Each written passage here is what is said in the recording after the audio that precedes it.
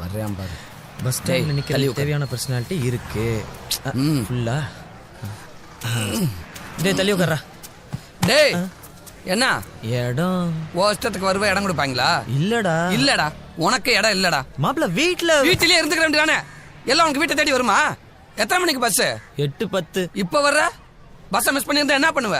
ஐயா பஸ்ஸே போயிடுச்சியா, போன பஸ்ஸை ஓடி போய் பிடிக்க முடியுமா? டேய் ஓவே சொல்லுவாங்க இவங்கள. டேய் உனக்கு எத்தனை மணிக்கு பஸ்? 8:10.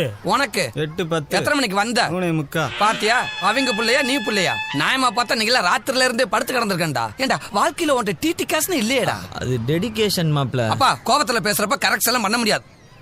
நீ நில்லு. நீ எல்லாம் வாழ்க்கையில திருந்தவே மாட்டடா.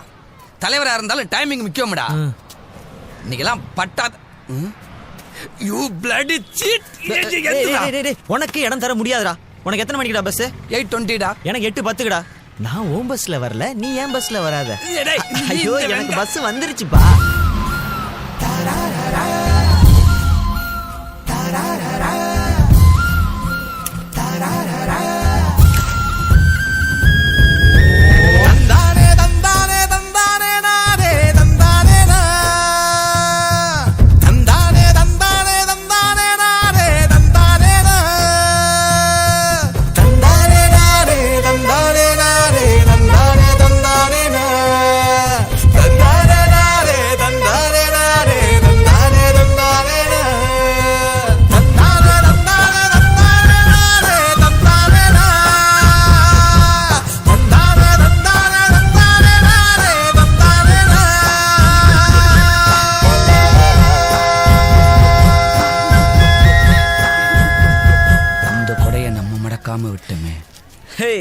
எப்படா நம்ம 8:10 பஸ்?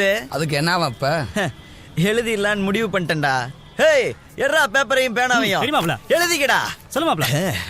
பட்ட பகலிலே பங்குனி வெயிலிலே என்னை பார்த்து சிரிக்கும் நிலா.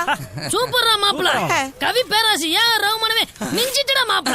குழப்பத்துல பிறந்தவனே ஒரு டீ வாங்கி கொடுத்தானா எது வேணாலும் பேசுறது. சங்கத்துல பெரியவர் நீயே கொண்டு போய் டீ-ஷர்ட்டை கொடுத்த.